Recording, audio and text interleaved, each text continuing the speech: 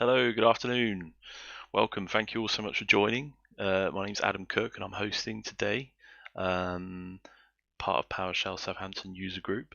But thankfully, we have a guest here today, Mathias Jessen, and he's going to be demonstrating PSProfiler with us today, aren't you? That is exactly what we're going to do. Fantastic, excellent. Well, fire away. I'll stop beating my gums. Excellent. Right. I still don't see my screen on the screen. Just transitioned. There we go. There we go. All Perfect. right. All right. All right. So everyone watching on YouTube, I won't be paying much attention to the stream or the chat, but feel free to put in your questions there if anything comes up during either the slides or the demo afterwards. Adam will try to keep a hold of all the questions coming in, and we'll take them at the end. So feel free to ask away if anything comes up. Now, with that in mind, this presentation is called PSProfiler, the demo dive. And so why is it called demo dive? Well, there's a reason for this. Last month, I was asked by two different user groups to come talk about this newish project I have called PSProfiler. And so 2 weeks ago at the Dutch PowerShell user group, I did a slightly different version of this talk. And so today we're going to dive a little deeper into some of the use cases you might use PSProfiler for. And so normally when I put together a talk like this about a product or a piece of technology that I want to showcase, usually I try to cover the context, the why. Why would you need tool X? Usually we demo that, we show what it can, show what it does, what are we talking about, and then finally, this is sort of my favorite part, we dive into the code, we have a look at how we achieved what. And then finally, obviously, for any active project, there might be some next steps, either for the audience or for the project itself. Now, given that I was asked to sort of cover this from two angles, what I did 2 weeks ago at the virtual DocSoc meetup was basically focusing entirely on the code, on the how to achieve what PSProfiler does. And so if you're interested sort of like in the topics that come up today, if you're interested in how you could implement something like this, I'd suggest going to the YouTube channel of the Dutch PowerShell user group. The link is down there, and I've been told that a recording will be available in an immediate future. The format of today is therefore going to be a little bit different. I'm going to do something I'm not usually very comfortable, filling in a lot of demos. And then we're going to cover a little deeper the context or the why of PSProfiler, and then finally next steps, what's going on with this project. So on the agenda for today, we're going to have a look at the context. We're going to have a look at the history of PSProfiler, formerly known as Measurescript, and my history, my personal history with this project. Then for the meat of this talk, we're going to do 3 different demos. I'm sort of infamous for being terrible at coming up with demos, but I think I've come up with a few that sort of highlight some of the capabilities that Measurescript is. The first one is going to be a very simple look at like the basic capability of PSProfiler, namely detecting slow assignments in PowerShell. Then we're going to have sort of more of a case study of a script where we will try to apply some algorithmic optimization based on some of the measurements we're getting from PSProfiler. And then finally, this was sort of my primary use case when I first picked up this project, trying to figure out the performance characteristics of different data types for different use cases. And so we're going to see how PSProfiler can help sort of pinpoint that as well. Finally, we're going to have a reduced version of the session we had 2 weeks ago at DocSoc, but basically trying to dig into what's going on here, how does this work, how do we make this work, and then finally, what's next for PSProfiler. One of the things that's come up since I published PSProfiler is a question around support for PowerShell 7 language features. Since the release of 6.2, we've gotten a bunch of new features in the language itself. Most of you will be familiar with the ternary expression or the ternary expression operator. And there's a couple of null coalescence operators coming into the language as well. And so there's a bit of discussion around can we support these language features side by side. We're going to have a brief discussion about how we might take the output from PSProfiler and use it in a graphical user interface, and what are some of the plans of that. And finally, a new feature from Measurescript that I'm still working on packing up called Describe. And then finally, we're going to talk about selective profiling. Before we jump into any of this, standard disclaimer, I have no idea what I'm doing. I don't even work with performance-sensitive PowerShell code day to day. I used to work in a role where that was the case, but I don't even do that anymore. I just find PowerShell really interesting, and I find these questions around performance optimization of PowerShell code really interesting. So that's why I'm here today. So, very brief history of PSProfiler for people in a hurry. The first note up here says 2012. Prior to 2012, we'd already gotten the greatest gift of all, the PowerShell scripting language. When PowerShell 2.0 came out in 2009, it came with its own scripting language, right? Up until that point, in version 1 of PowerShell, you could go in and you could write in a command, you could write out its parameters, and you could execute it, right? But that was it. PowerShell as a language did not have any control elements in its grammar. It didn't have things like loop statements, right? You had to use for each object if you wanted to loop over something, for example. So basically the language, the PowerShell language prior to version 2 was just the command expression syntax. Now in PowerShell 2.0, this changed radically, right? We get like a full scripting language with, for each statement blocks, while loops, if conditions, and a bunch of other conditional statements that sort of makes it into a real programming language. So already prior to this point, 2012, PowerShell is actually already a fully fledged scripting language. But in 2012, something happens. In 2012, Server 2012 comes out and it ships with PowerShell 3.0.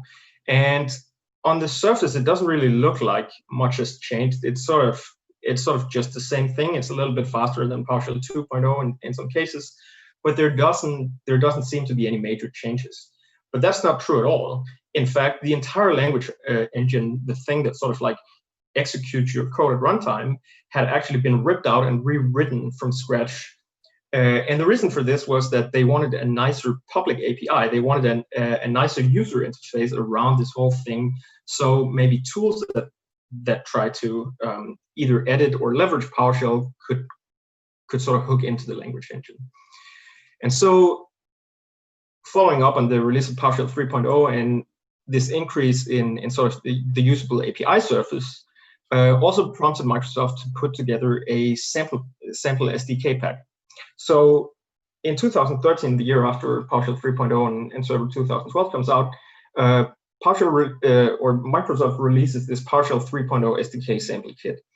And it consists of a number of applications all written in C# that do various things with the new API design.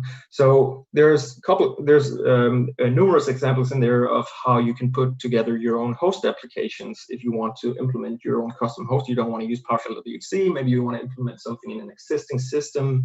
Maybe you want to use it on a completely different platform.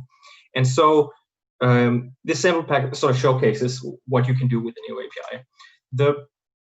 The only thing that's in there that touches on these specific changes to what we might call the AST, the abstract syntax tree in PowerShell, is a sample called script line profiler. And so script line profiler tries to do the same thing as measure command, as we'll see, but in a bit more sophisticated way. So script line profiler, this thing that we can maybe use as a replacement for measure command, is 7 years old today. Someone asked me the other day, where has this been my entire career? And it turns out that like this has actually been around for a while. Just nobody knew what it was or how to use it. Now, in 2017, 4 years later, Cosmos Key, one of the guys who run the PowerShell group on Facebook, posted that he had a sort of a weekend project taken Measurescript, this implementation in Scriptline Profiler, and ported it to PowerShell classes. That is, he had taken the C# sample code, which is a bunch of class definitions, and he basically just translated all of this C# to PowerShell and showed that Scriptline Profiler could be implemented in pure PowerShell. And so for someone like me, who is really interested in PowerShell and its type definition features, this sort of rekindled my interest in this project. So he ported it to PowerShell classes. He renamed the whole project Measurescript because the only command in the project is called Measurescript, and then he published it on PowerShell Gallery. And so I picked it up. Sort of very quickly after it had been published, and I tried to fix a couple of bugs that had been there since the original implementation in 2013. Added some custom formatting and added a new feature called timelines, which we're going to look at later.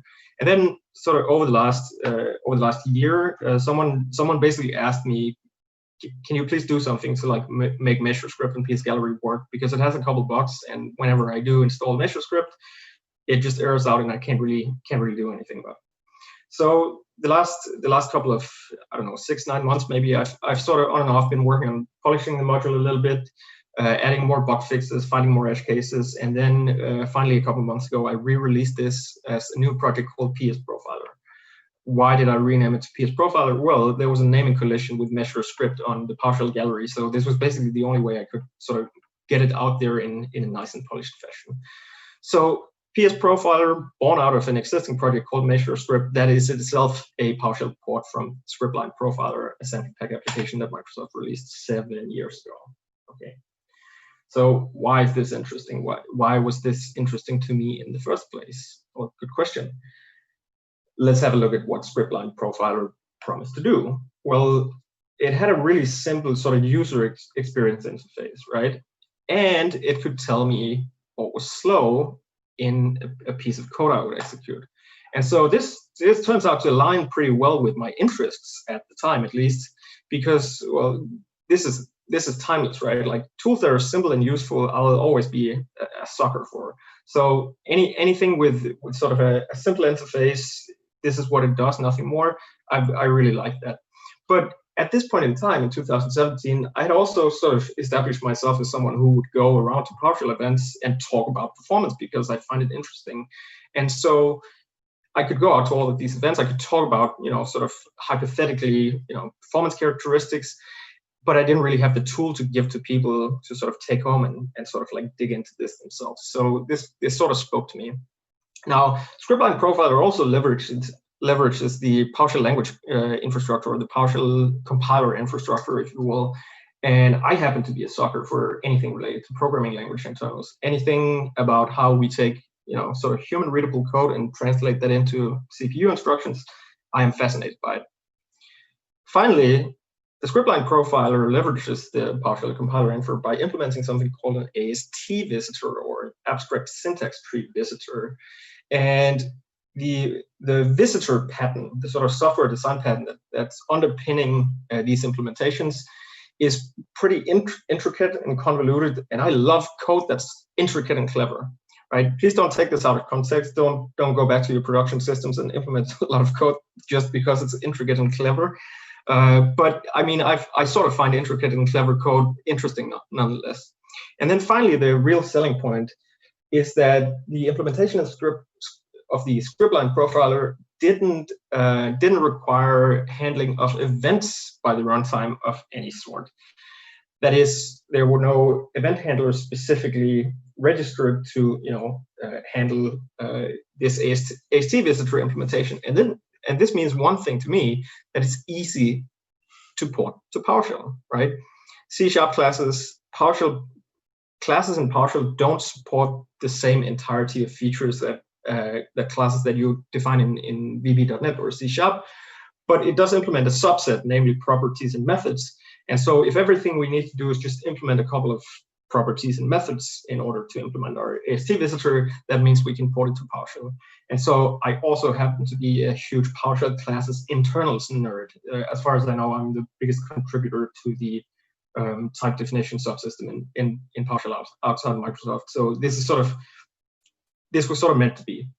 I had to look at this. But this is just about why Scriptline Profiler or PSProfiler is interesting to me. Why should it be interesting to you as sort of a PowerShelly?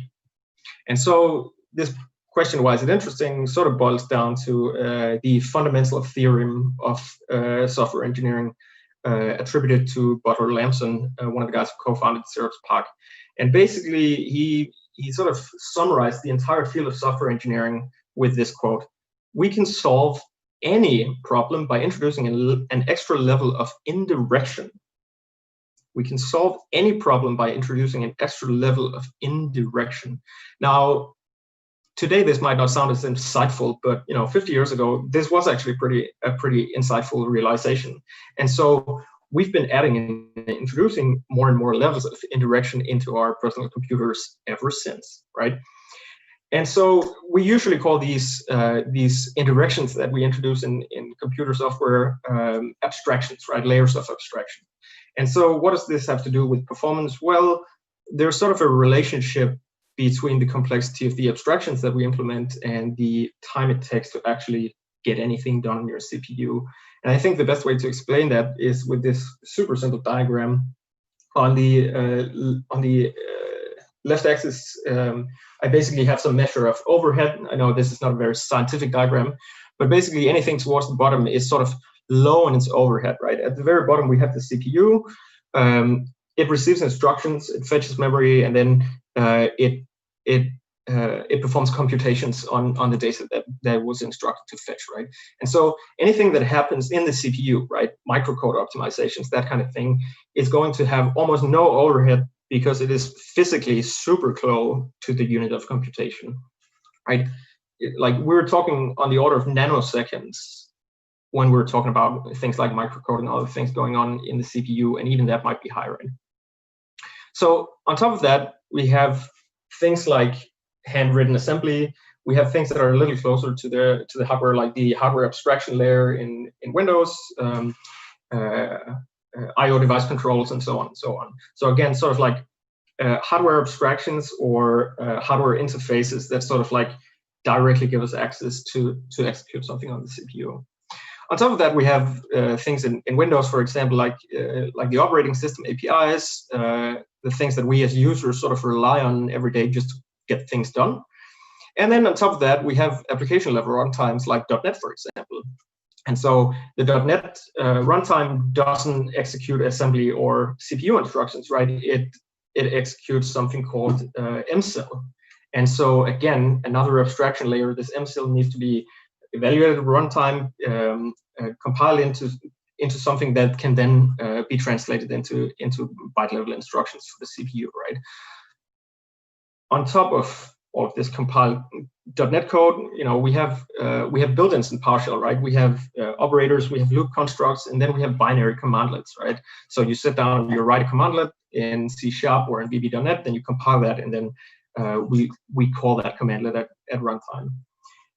And then finally, sort of on top of all of this, on top of all of these abstractions that we call the PowerShell API or the SMA API, we have the language itself, right? So we have script functions, everything that we can write in PowerShell in the language itself, which will then at runtime somehow get translated into something that gets translated into something that will eventually get executed on your CPU, right?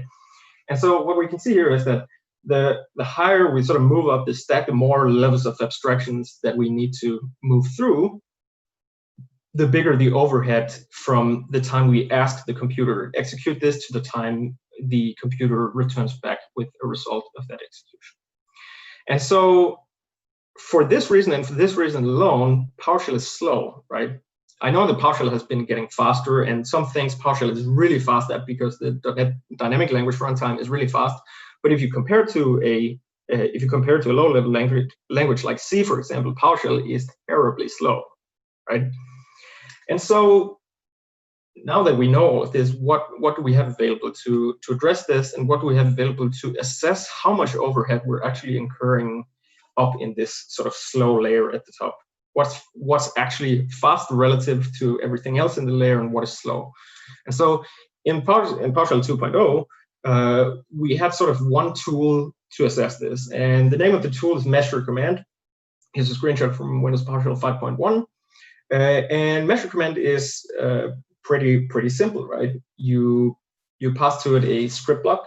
It executes your script block, and then it simply measures the time from it started executing your script block to the time it ended executing your script block.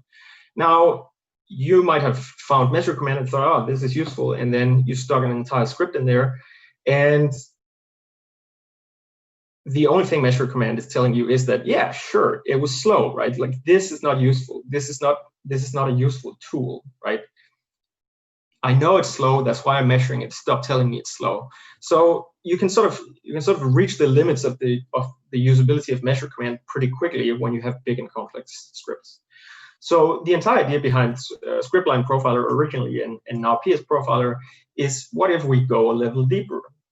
And so basically, we want to end up in a situation where we already have measure command from the core module, which is basically just saying it's all slow, right? Like, okay, thank you. The idea with Measurescript in Scriptline Profiler and Measurescript is that these specific lines are slow. Rather than talking about the entire thing, how slow it is, we want to sort of like pinpoint on which lines the statements that are slow to execute are to be found, because that's actionable information that you can take back to a developer and say, this exact thing down here is slowing the entire script. Can you please fix that? Now, there's one more dimension to PSProfiler than this, and these are the timelines I was talking about before. And so my motivation for taking this over and slightly refactoring it is that I want to be able to answer this question. These specific lines are slow, and here's how the runtime performance evolved.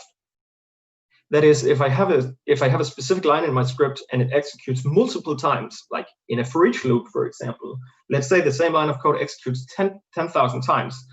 I'm not just interested in the cumulative time it took to execute that line 10,000 times. I'm actually interested in each execution, because maybe it'll tell me something about how the performance characteristics of the data type I'm working with or the store I'm trying to submit my data into is actually reflected by my use of it.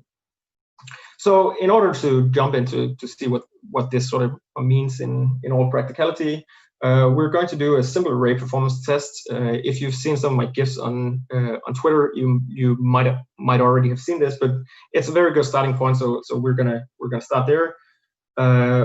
We will have a use case of testing and analyzing sort of an entire script and how you can do that. And then finally, we'll do a test of comparison data types for their performance characteristics without having to write, I don't know how many measure command statements. So with that in mind, I'm going to bring up Visual Studio Code now.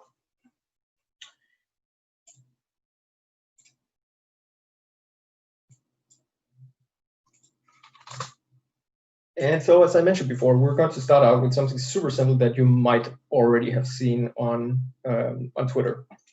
But I have a super simple script here. What I'm going to do is I'm going to create an array, an empty array, assign that to a variable. Then I'm going to loop over a range of 100,000 integers, and then I'm going to add each of these integers to the array using the plus equals operator. I'm just going to cut this down because it's going to take quite a while. So let's start at 20,000. So I execute this, and this is pretty simple, right? Like there's like a single assignment statement, a single loop with the range operation, and like there's not a lot of complex stuff going on in here. But as we can see, it's actually taking quite a while to execute, even with just 20,000 iterations. So okay, this is sort of interesting. So in order to apply Measurescript in this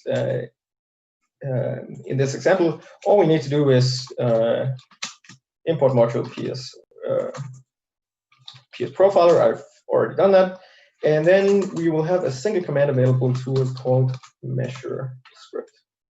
Measurescript has sort of a user interface that looks a little bit like measure command. It should be easy to sort of like migrate from one to the other. And so that means that Measurescript also takes a script block just like measure command does. So we can do Measurescript script block, and then we just like we would have done with measure command, we're just going to wrap everything in a script block here.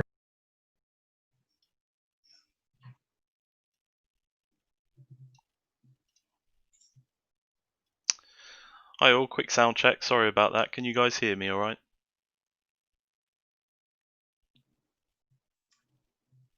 Veer stream is working as well. Perfect. Excellent. Yeah. Yeah. Thankfully, no time for dad jokes, so let's rock and roll. Very good. Sorry about that. All right, I'll start over where we stopped. All right, welcome back to the stream, everybody. As you can see, we failed at the ultimate cliffhanger moment as I was just about to actually execute this code I kept talking about. So just going to start there again. So again, I have my code that I suspect of being slow in some way. Wrap it in a script block, pass it to Measurescript script block. We execute the entire thing. And then, as you can see here, it takes just as long time, maybe actually a little longer than before. But the output we're getting now is not just time span. We actually get sort of this line by line output down here. So this might be a little interesting. So let's have a look at that. So as we can see here, out to the left here, we have a column called count. That is the count of executions. That is, how many times did something execute on this specific line. And so what we can see here is that this specific statement, the addition assignment to array, is being executed 10,000 times. But what we can also see here is that that is actually the real time sink in this script, because we can see that the cumulative time taken of all 10,000 executions of array plus equals $I has taken more than 5 seconds for only 10,000 additions, right? So already here, you might sort of start realizing the oh, no one can see my screen because of buffering. Maybe this is a little more clear. All right, so we're just going to do this again. Basically, what we can see in the output here is that the only line that sort of executed more than once was this line down here inside the loop. That makes sense. This line on which array plus equals $I is found. And we can see here that it was executed 10,000 times.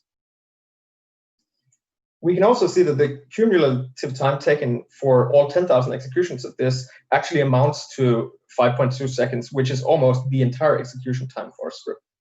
So already here, by simply wrapping the entire thing in Measurescript rather than measure command, we've already been able to pinpoint exactly what is going on here, what is the performance sink. So, okay, pretty good, but also a pretty simple use case. Let's have a look at something a little more complex. So I have a script here that that I wrote up from memory from a situation where I had to help someone figure out why their algorithm for finding certain keywords in certain Word documents were not working well. And so I've tried to sort of recreate this experiment, but using select string instead of word. And so the script is pretty simple. Let's have a look at it here. Basically, we take a list of keywords, the path to an input file with a list of words, and then the name of an output file, basically. Very simple script. What we're going to try to do is for each of the input keywords, or these will be regex patterns, we're going to check all the words in the word list that we got as input, and we're going to test whether any of these keyword patterns match any contents of the words that we just read in. And then finally, for all the results that we're going to find, we're going to add these to this lines array collection up here. Now, given the previous example, you might be looking at this and saying like, I already know what's going to suck here. I already know why this is going to be slow, because I just did the exact same thing as I did before. I'm creating an empty array up here, and then I'm using this plus equals addition assignment operator to add my results to the lines array. So maybe if I didn't feel like actually looking into this, I might look at this and say like, yeah, this is a problem down here. But let's see what actually happens when we munch it through Measurescript. So what I'm going to do here is, instead of wrapping all of this in in the Measurescript script block, I'm going to show you the other parameter set that we have available, namely file path. So here, instead of supplying a script block, we simply give it a path to a valid script file on disk that we wanted to evaluate. And so here, this would be this find keyword matches file. Now, this script file has a param block. It takes at least one, but up to 3 parameters. And so how do we pass parameters in when executing sort of our script files wrapped in Measurescript? Well, it's very simple. If you know how splatting works, you will know how passing arguments to this works. Because you do the exact same thing. There's an argument switch, and then we just pass a hash table of arguments. This is equivalent to your splatting table if you were to splat these arguments. And so here, for example, we can see that the keywords parameter is what we need to supply. So we're going to give it a single keyword, a regex pattern of everything that starts with the word line. And so I'm going to execute this now. And then this is maybe going to take a couple of seconds with a single keyword.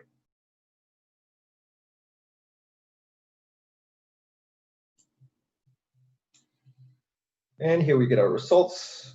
Just going to. So here, Measurescript path, then path to the script file, and then your arguments, and then in a hash table, just like if you were preparing a splatting table. And so the output we get down here is grouped by the input script. You can pass in multiple scripts with the same values if you want to.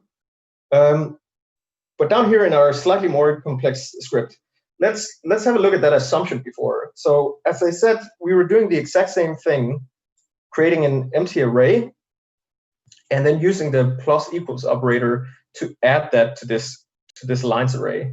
And so my theory was that this was going to be what made this script slow. But it turns out I was wrong, because first of all, we only passed a single keyword, and so this line down here is only executed once.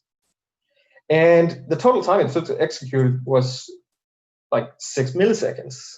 So this was definitely not the performance sink, even though it sort of had the earmarks of what might be slow.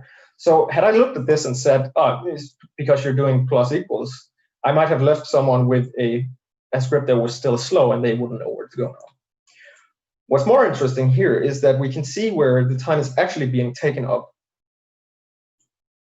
By far, the biggest time sink in the script, the biggest offender in terms of eating up wall clock performance time, is this one down here, where we call get content path and then against one of the input files. So if this file down here is too big, obviously it's going to take a long time to read all of those strings into memory. And so what we're seeing is the effect of that here. And then we see that the second biggest performance sink is actually piping all of this input to select string and then testing for a keyword pattern. So what happens if we try to then sort of up the input and say we're going to give it multiple patterns to test for now instead? So I'm going to add. We still have all the words starting with line, and now the words ending with ed. So I'm going to run this once again with an extra keyword input. This is going to take a little longer than before, but hopefully it'll get back to us in a matter of seconds.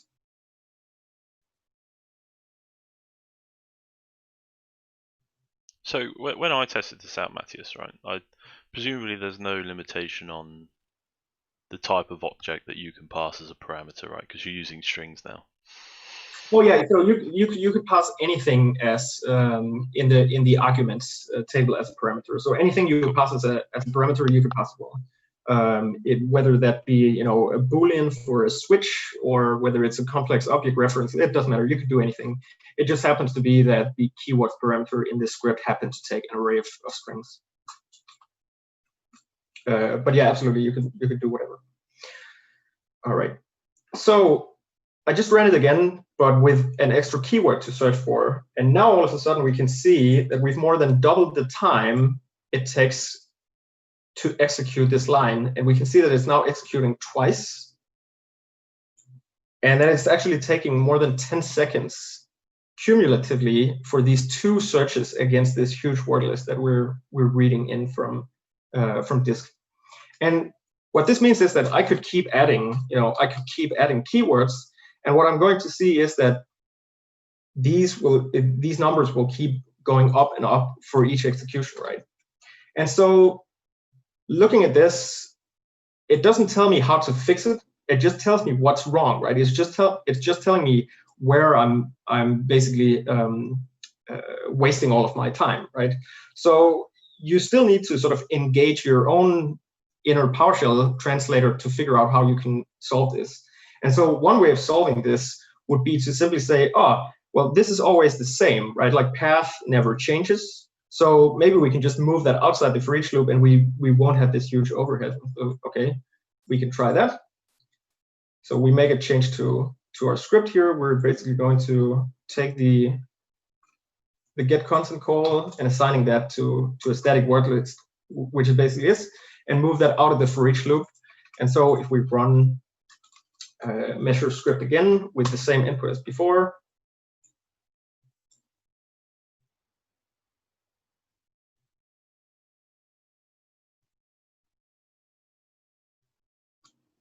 once again, this is still going to take a little bit of time because it's going to have to read the word list at least once, but it's hopefully going to be faster than it was before because we've now sort of skipped doing it the second time. And so sure enough, what we can see down here, this line that we moved outside of the loop now in total takes not half, but at least less than 10 seconds to execute, whereas the actual search with select string against the entire word list is still sort of have a similar measurement to what we were seeing before. So again, you can sort of very granularly go in and see which exact lines in your code are wasting a lot of time and exactly how many times they were executed, right? All right. I apologize again to anyone on the stream who can't quite see the code on the screen. I can't really do much to make it much larger here. All right.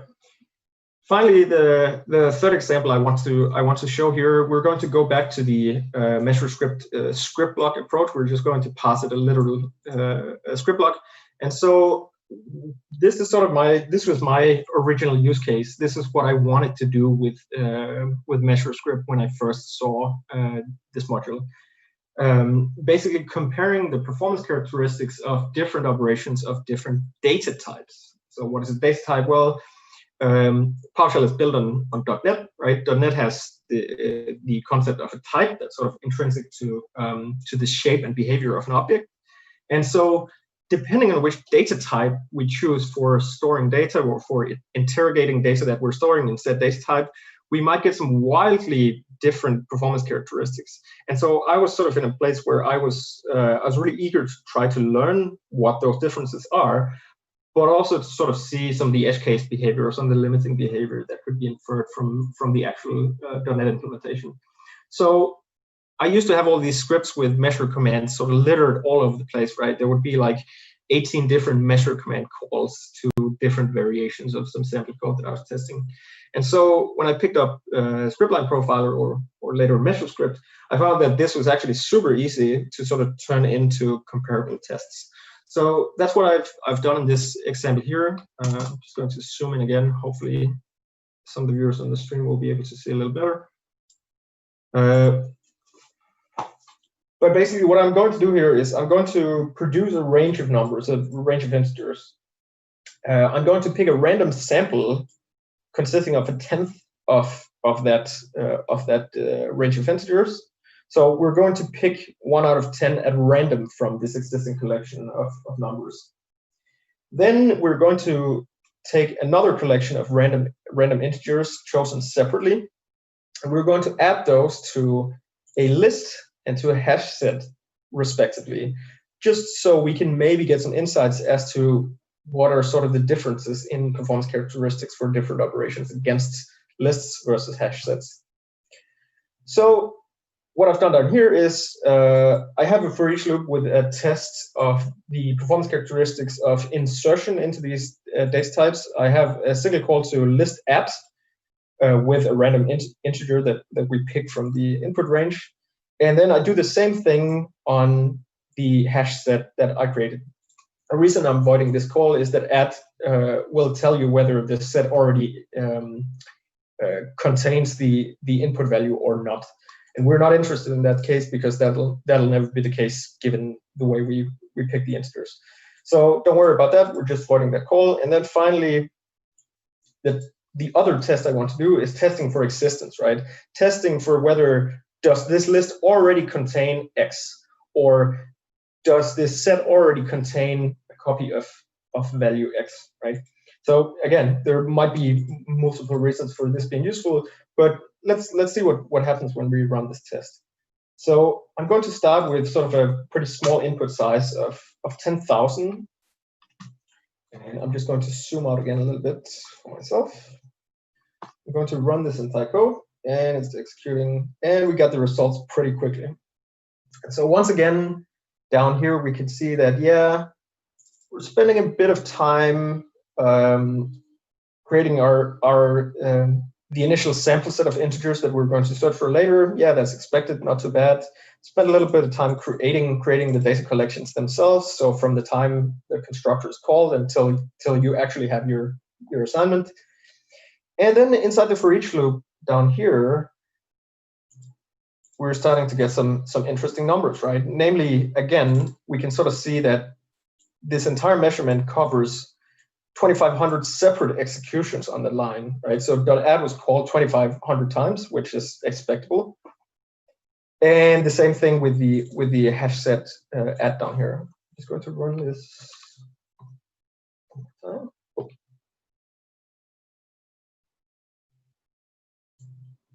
Right. So the first one, throw it away, sort of a test run. Second time we run this, we're starting to see something interesting, namely that inserting 2,500 numbers into a list and inserting 2,500 distinct numbers into a hash set seems to have sort of similar performance characteristics.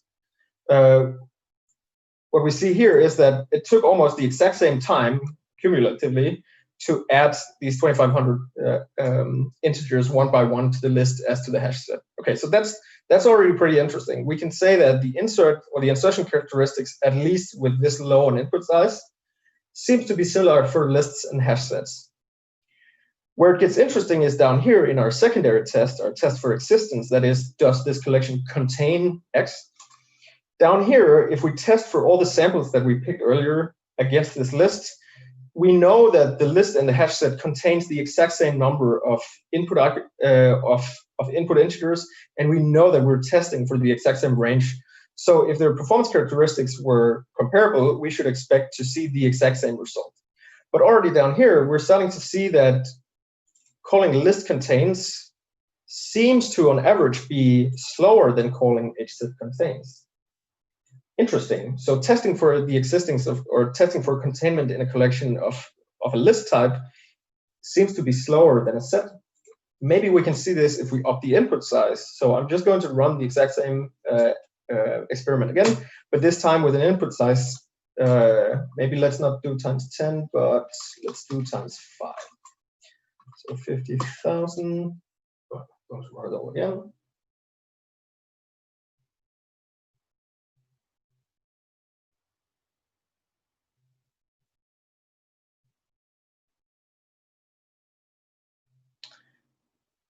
And finally, we get our results. Once again, the output here reflects that, sure enough, in the first loop, we're now executing 5 times as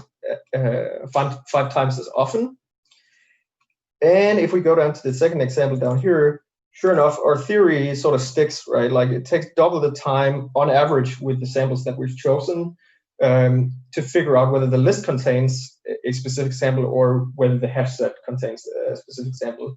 So it's starting to look like that the hash set is a really good data type for when we have large collections of things and we just need to keep track of whether we have them or not, whether we've seen them or not, which is indeed what hash sets turns out to be really good at doing.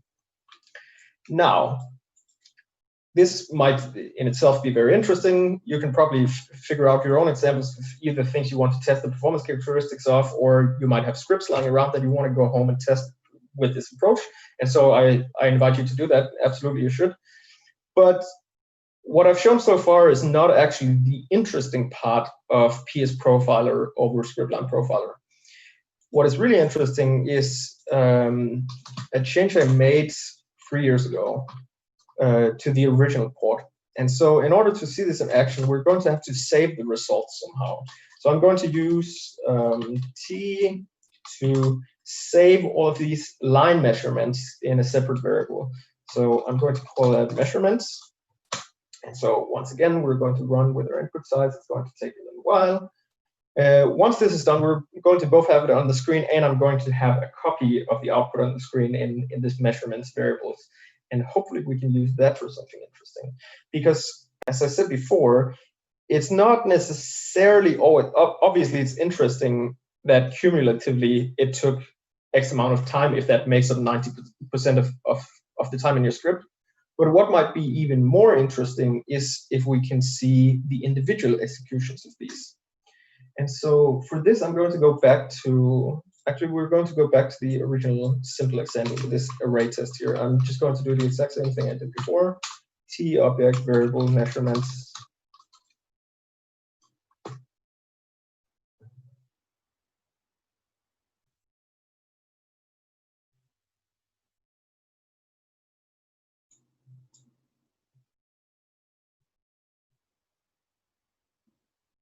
And it's still running.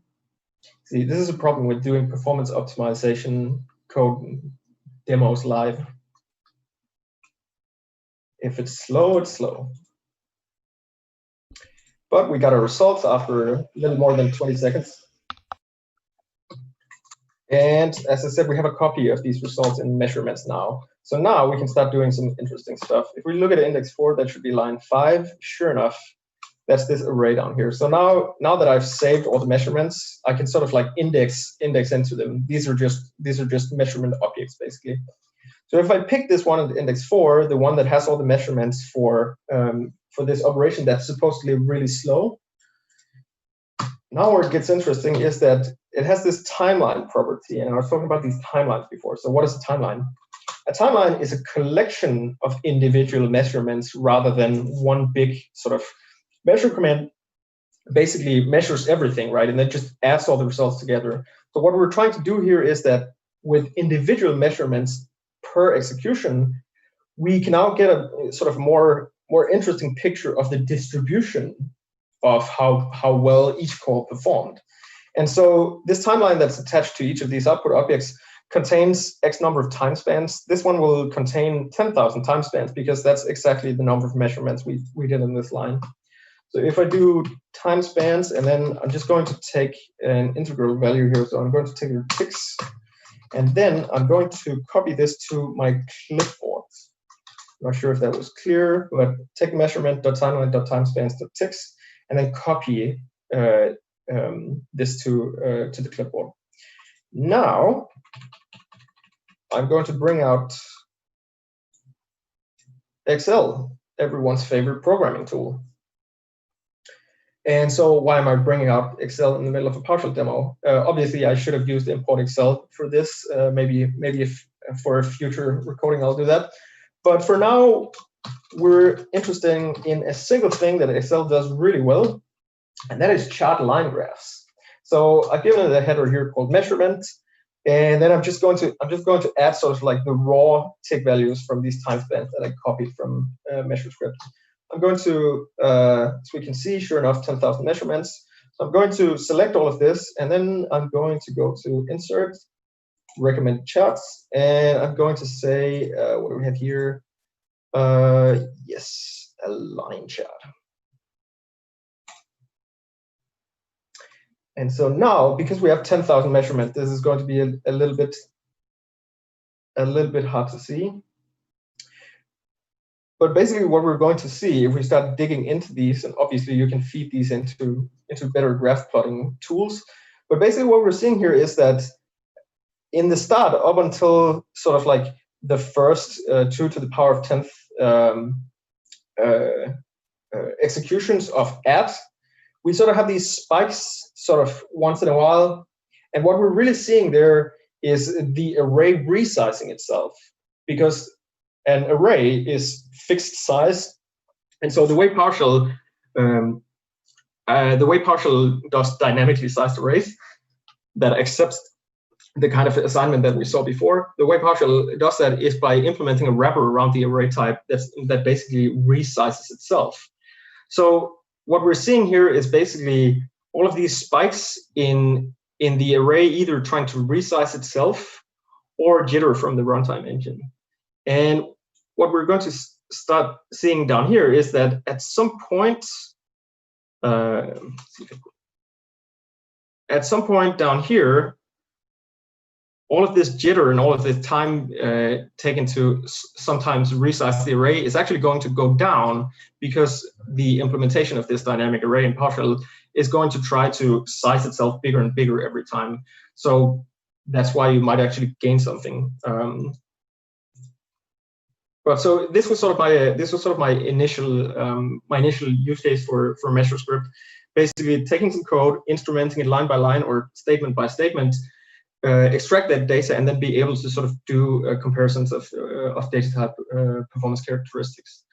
So yeah, I hope this showed that in interesting ways. Seeing that graph there, sorry, Matthias, seeing that graph there was hugely insightful. I know it's not relevant to PSProfiler or Measurescript, but why do you? I don't quite understand why there was so many occasional spikes and then a huge collection of spikes in one large. I mean, I'm sure that's how PowerShell works, but I just can't quite rationalize why we saw that. So this is an interesting question, right? So what I've seen a couple of times is that the performance measurements that we get with this type of instrumentation this high up in the stack, right? Like if you remember back to the diagram, we have all of these layers of abstraction, right? And here we're sort of hooking into a very high level of abstraction. And so what we're going to see is we're going to see more jitter that we can't control from underlying layers, right? Like we have limited control over sort of like the real-time operation of the language, the .NET language runtime. And so usually what you'll see is that if you perform this experiment 10 times, you're going to get one measurement or two measurements that look really bad and really noisy, but then you're going to start seeing patterns in the rest of them. So if you get results like this, where you think, this doesn't really make sense, just try to reproduce it, right? If you can get graphs out 3 times in a row, then you sort of stumble onto something rather than it just being jitter. Does that make sense? Yeah, definitely. Sorry to interrupt you. No, that was thanks. Yeah, no worries. All right. So now that we've had a couple of demos, we've had a look at how Measurescript can be used. And again, I'd ask you all to go home and try to find old and slow scripts and see if you can unleash Measurescript and get some interesting results. I'm very interested in feedback. Now that we've seen, I know the event was scheduled until I think 6:15. If everyone is fine with it, I'm just going to take 5 minutes to very quickly go over how this works and what the future is. Yeah, rock and roll by all means. Yeah. So what's the black magic at work here? Well, the short answer to that question is that Measurescript works by instrumenting the AST using a custom AST visitor. I sort of alluded to that before. Now you might go, what the hell kind of non-answer is that, right? Like if you don't know about this visitor pattern, if you're not familiar with the language infrastructure in PowerShell, I can't really blame you, right? Like you can't use that explanation for anything. So sort of the 101, if you want a deeper explanation of this, wait for Jaap to upload the recordings from the virtual DubSoc meetup 2 weeks ago. But very, very short. What is a profiler? A profiler is just a piece of software that takes another piece of software and then executes it and tells us something about its runtime behavior, right? And so usually when you find tools brandishing themselves profilers, they will either say something about the memory performance, right? So like how many allocations happens during runtime, or they will say something about the sort of time aspect, how many CPU cycles or how much wall clock time was spent in a specific method or doing something in a specific routine. And so here, this is sort of why I renamed it PSProfiler, because that's sort of what we're trying to do, although this can be accomplished in a number of different ways. So one way you could do this is, let's say you're testing out a new instruction set for an Intel CPU, right? Like, let's say that someone is trying to come up with the future line of CPUs, and they want to test out a new hypothetical set of instructions to work, right? Obviously, you're not going to spend billions of dollars in producing a single copy of a future chip that you haven't prototyped yet. What you do instead is that you simulate the chip that you're going to produce, and then you run your instructions against this simulation, right? So again, for sort of hardware chipsets, that sort of thing, simulated profiling is a real thing and sort of integral part of that whole sphere. The other approach is using something called sampling. That is, you sort of take a snapshot of some of the runtime engine stats. This would be things like looking at call stack stats in something like .NET, for example, like how many levels are we deep in this recursive call, and then maybe we can say something about how much time we estimate has been spent in each. And so this is basically what the CLR profiler for .NET does. And then finally, we have this concept of instrumentation. Basically, just stick your profiling, stick your measurement code into the existing code. And so this is basically what PSProfiler does. It takes the code as input, and then it sticks something into it. And so what is it that it's sticking into it? So obviously there's a couple of questions here. What is an AST? And then follow-up question, what is this AST visitor that we use to instrument your code? Again, as I said, this is sort of like the very, very high level, very quick, brief overview. If you want this, there's a talk I gave a couple of years ago at PS Summit called Parcel Mouth that explains this in deeper detail, and the talk from 2 weeks ago at the virtual DovSec user meetup is also going to cover this in a little more depth. But very simply, we have a bunch of code, right? We have a bunch of sort of human readable PowerShell scripts. And so at some point we need to execute that code. And so you hit enter, and so unbeknownst to you, this text is being fed to something called the parser, the front end of the compiler infrastructure. This parser tries to first tokenize the input script. So it'll say stuff like, yeah, we have a weird sigil here, we have some letters, we have an assignment thing here, and then we have some more letters over here. This is what the tokenizer does. The parser then takes all of these tokens and tries to sort of make sense of them. And so the way it does this is by building this hierarchical data structure called an AST, or an abstract syntax tree. Because it turns out that our code can actually also be described sort of hierarchically. We can say that the root level is the entire script itself, and each statement or each line in this script here is just going to be another node in this hierarchy, where the script itself is sort of at the root level here. So the parser produces this AST, this intermediate representation of your source code. It isn't your source code, but it is something that looks like what should be executed when your script is going to eventually be executed. It is though taking the code and moving it a little closer to a format that the runtime engine can understand, namely an expression tree. And so in PowerShell we have something called a compiler that generates all of these expressions and put together another tree-like structure. This is expression tree that that the dynamic language runtime then evaluates. So in this intermediary step, this is sort of the only place where we can sort of hook in without modifying either source code or modifying the runtime directly. Again, as I said, had we gone for sort of a simulation approach, we would take this entire sort of right side of this slide, and we would have to simulate all of that in order to be able to say anything. Plus, we wouldn't actually be able to measure how PowerShell actually performs at runtime in the DLR. So simulation is sort of out of the question here. So the AST is maybe a good place to sort of hook in. So just before we do this, just want to show super quickly, ASTs in PowerShell are exposed publicly to you as a user. So working with ASTs is as simple as saying, let's do start sleep, wrap it in a script block, and then dereference the AST property. Once you do that, PowerShell is going to ask the parser to compile the AST dynamically, and then it's going to return to you the root level of this abstract syntax tree. And so do stuff like find all, and then we can sort of enumerate all the nodes in our abstract syntax tree. And so here we would have the top level, right? It consists of an implicit end block that has the start sleep command down here. Then we have the pipeline, and the pipeline. So we can sort of programmatic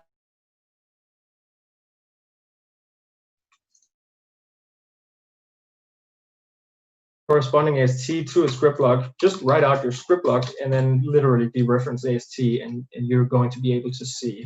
I think this is probably a little too small. I'm just going to bump this up to 36. Yeah, like this. You take a script block, arbitrary piece of code, and then you basically just dereference.ast, and you're going to get the root node of that script block. So again, anyone can sort of have a look at what. But if this seems a little intimidating, I wouldn't blame you for. Show AST. And so I just imported show PSAST. You can install it directly from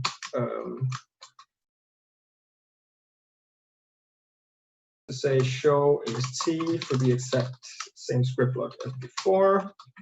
Take this one. And so now I get this nice little forms GUI here that shows me like the actual tree. And a nice little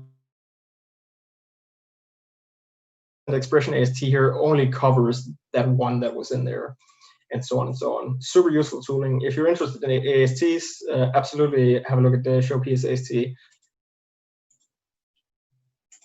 All right, now that we know how to interrogate them, let's get back to the matter at hand.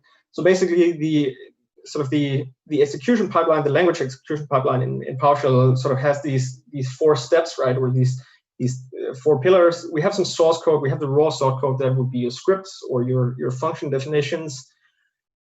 Then that produces an AST, an abstract syntax tree, or the parser produces an abstract syntax tree from that source code. That is then by the compiler turned into an expression tree. And then finally, the runtime will give you some results. And there might be some side effects, right, once we execute this expression tree. And so the entire idea behind using AST visitors for instrumentation is that at this intermediary step, right, usually no human is involved in this. This is sort of like just a black box step that happens automatically. At this step, we can now sort of like hook in with, as I said, a visitor, and we can start changing subtly this abstract syntax tree without actually having syntax tree with that will also result in a modified expression tree, which is then going to send some telemetry back to this. If I have been careful enough in the code that went into this, the result should come out unscathed, right? Like it should execute just like as if we hadn't done anything, even though we did. So this is sort of the theory behind this whole measurement pipeline that we're sort of building at runtime. And so this visitor, what does it do? Well, again, if you remember the abstract syntax tree that was produced by the parser, we basically just take this so-called visitor implementation and we inject it into the root level of this script.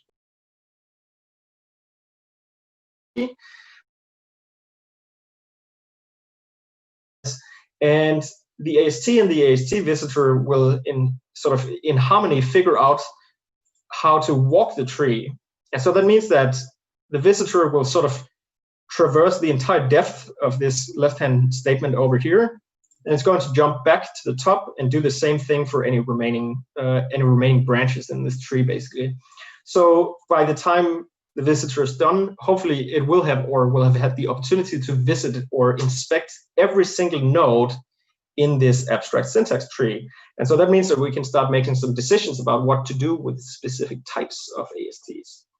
And so basically what we do is, when the visitor is going through your script block, your script AST, is it emits a copy of this AST and all its children, And then that's what we're going to actually execute. So instead of executing the AST that was produced from your code, we're going to produce a whole new AST that is structurally the exact same as the one that would have been produced from your unadulterated scripts.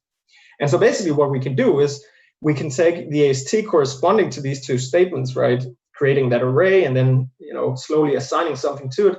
And we can now turn it into an AST that represents the exact same thing as had I had a stopwatch that I started before carrying out the execution, stopping that stopwatch again, starting the next stopwatch on the next line, executing that operation, and then stopping that stopwatch again, but without ever actually touching the source code itself, right? So this is sort of the selling point. You just take your source code as it is, feed it into this engine, and we figure out how we want to instrument it to give you this telemetry. Now that we sort of have a rudimentary understanding of how this works, as I said, I want to briefly cover sort of some next steps. One of the things I really want to do is add a describe feature to Measurescript. As some of you might have noticed before, some of the measurements we got out seem to say that there was no execution of a specific line. And that's because we only instrument very specific types of ASTs. That is, we only instrument assignments and pipelines, basically. So anything else you do in PowerShell, something like the range operation in the for each loop initializer, like we're not going to measure that, because if we indiscriminately sort of start putting stopwatches around everything in the syntax tree, we're going to get a lot of useless measures, basically. So we're sort of very selective with what we profile, and as I said, that is pipelines and it is assignments. One of the things that I've really wanted to do and that I'm sort of exploring now is adding a visual component, right? So a visual measurement explorer, a little bit like withAST, especially, right? Because I want to be able to show very clearly that when you execute two different statements in a line, can we tie the individual measurements back to that specific statement rather than just saying the executions on this line were slow? So right now, because we're trying to map this tree-like structure onto sort of our flat source code surface, we can't really meaningfully say anything when we have multiple different executions on the same line. So a visual explorer like this would help, would definitely help solve that problem. One of the first things that came up when I republished this as PSProfiler was that people will find that they take it out to their, they have a big script, right? And the script might, in multiple instances, call other script functions. But now they're sort of back to square one with measure command. If you have a slow script function being called, as I said, I've sort of been sitting on this project for the last 3 years. I'm very excited about it because of how it works. And I'm also excited for some of the things I can use it for. But I know that there are people out there who will, take it and do crazy stuff with it, or have scripts or code I would never have the imagination to write that they can maybe test against it. So yeah, pick it up. Let me know if you run into anything weird. I'm sure there's still edge cases and bugs. As I mentioned earlier, we're not currently supporting PowerShell 7.0 language features, for example, and so that's one of the next biggest topics. I think we're going to skip this one and go straight to where to find PSProfiler. As I said before, install module PSProfiler, install it directly from the gallery. You can also clone it from my GitHub. Feel free to contribute if you like. If you want to find the original Measurescript port, that's also to be found here, and then the original scriptline profiler sample. You should know that it's buggy, so if you try to compile and run this, it won't actually work, but sort of for point of reference, it might be interesting. If you want to know more about these topics at the end that I sort of like skated over a little bit, the tokenizer and AST production, or how the password produces ASTs, definitely recommend you check out Learn to Love the AST and Make It Work for You presentation by Anthony Allen from PSConf EU 2019. Chris Gardner had a super cool talk at PSD UK last year about building your own ASTs from hand. So again, sort of like figuring out how to sort of like build these hierarchical tree structures for testing purposes or mock purposes, right? I was very happy to be featured just after Chris that same day. They visitors how they work, and the use case at the end is also Measurescript. Finally, sort of for more of a how the PowerShell engine works, how I inferred some of these details that PSProfiler. If you want to know more about the use of the AST for sort of the purpose of static analysis of code, a crash course in writing your own PScript analyzer rules from PS Summit 2018 by Thomas Rayner was also excellent. And then finally, from PowerShell Summit last year, if you want to sort of dig into the expression compiler in PS and figure out how it sort of all glued together, I did a talk where we actually implemented a new PowerShell operator live as well. Other than that, I don't really have anything more today, and I think I forgot to include an about IS reset me. Yeah, thank you for in our repo on GitHub. But yeah, hugely appreciate your time. Thank you so much. It was the AST bits were for me mind blowing. So yeah, look, listen, everyone. Thank you so much for tuning in. Subscribe to the YouTube channel. Join our. Yeah, I can hear you now. So before we sign off, we'll just wrap up with some questions. Looks like one's just landed. Brock, what happens if your script you measure calls other functions you wrote? That's a decent question. So as I said before, this was the question from Brock. What happens if your the script that you're measuring calls other functions that you wrote or that you have the access to the source code for example? This is basically the topic you call in the input script. It's not. I have, and so specifically for the source code, this will. But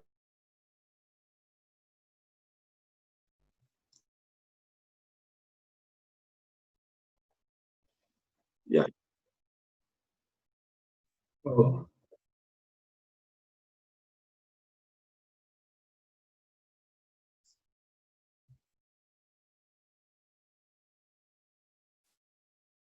right.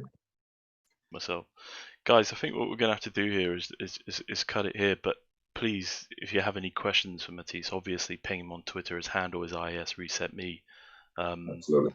I'm really sorry for the packet loss. I'm not sure what's going on. I'm not congested, but yeah. Anyway, we'll cut it there. But again, Mathias, fantastic. Thank you so much for your time. You're most welcome. Thank you for having me, Adam.